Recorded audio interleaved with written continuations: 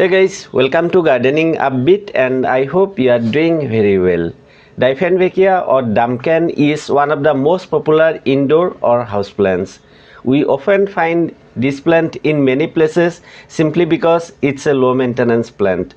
But sometimes things go wrong and they don't grow like we expect them to be.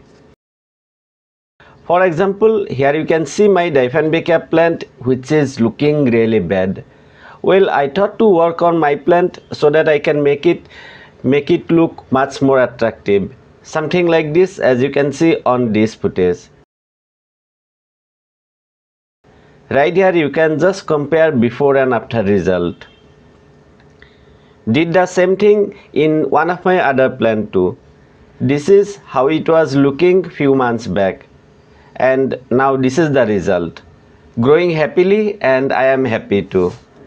Today I am going to discuss about everything that we need to know about growing a huge and healthy Dieffenbachia plant. Let's get started. First, let's take this plant. At the time of recording, it was in a 8-inch pot. The plant is not healthy at all and there are many issues. Like the size of the leaves is quite small, many leaves are turning brown and it looks like that the plant has already given up. It doesn't want to grow. So as a first step, removing the brown leaves. After that, I am going to repot the plant. Taking out the plant from the current pot. It's already root bound as you can see, and here I am trying to loosen up the root ball. Second step, for the pot, selected one 10-inch deeper and 10-inch wider pot. For much bigger plant, please select at least 10-inch pot. Step number 3. This is important and we need extremely well drained soil. I am doing it this way. 50% normal garden soil, 25% sand and 25% vermicompost. It's a basic soil mix, but please note that my normal garden soil is already a bit sandy. In case your soil is clay type, please increase the percentage of sand in potting soil mix. The roots rot very easily if the soil doesn't drain out fast. Step number 4. Let's keep all the dried leaves here. Next, adding 30 grams mustard cake powder.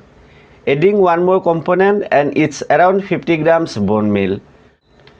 We don't need to feed them too frequently, and in case you want to use the both components, using them once in 3 to 4 months is going to be more than enough.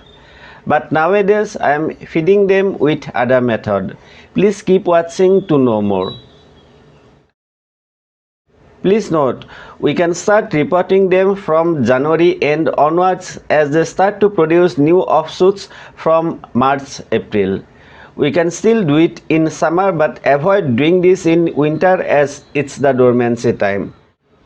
The plant might get shocked if we supply lots of nutrients when it's not in active growing stage. Next, watering thoroughly and then please take a look at the updates.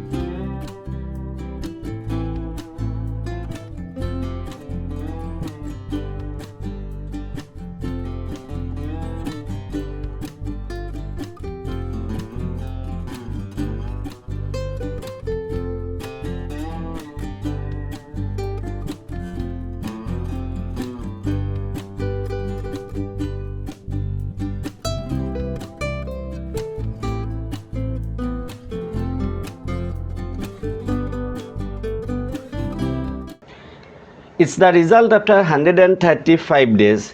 Indoor plant or house plants prefer bright indirect sunlight and that's why they take time to grow. So please have patience while growing them. Because of the same thing, they are usually more costlier. Anyway, we can see that my plant did quite well, and I hope you are liking the result. This is how it was before, and now here it is. I believe you are thinking what other things I was doing. Let's discuss about them. Number 1. As a fertilizer, I am using NPK 19-19-19 once in 15 to 20 days. The dose is half teaspoon in 1 liter water and then spraying on the leaves. Very soon I am going to feed them with the previously mentioned two components. Number 2. For the light, please note that they prefer only bright indirect sunlight.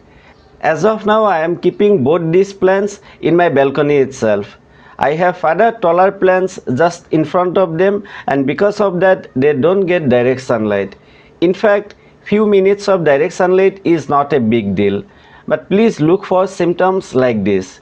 If the leaves are looking pale green or the size of the leaves is also not bigger, that means it's getting exposed to direct sunlight for more time. In that case, please protect from too much direct sunlight. Number 3. For watering, please be careful. I do it only when the topsoil looks totally dry. Something like this. This is the summer and I water them once in 5 to 7 days. It would totally depend on your place. Just trying to give an idea here. Interestingly, Dieffenbachia is very easy to propagate. Just few days back, I have shared a new and easy method to propagate Dieffenbachia. For more info, please check out my next video. Hope you found this video useful, and if you did, I would really appreciate if you give it a like, share it with your friends and subscribe to my channel if you are new to Gardening Upbeat. Thank you so much for watching. Truly appreciate it. Have a great time and enjoy.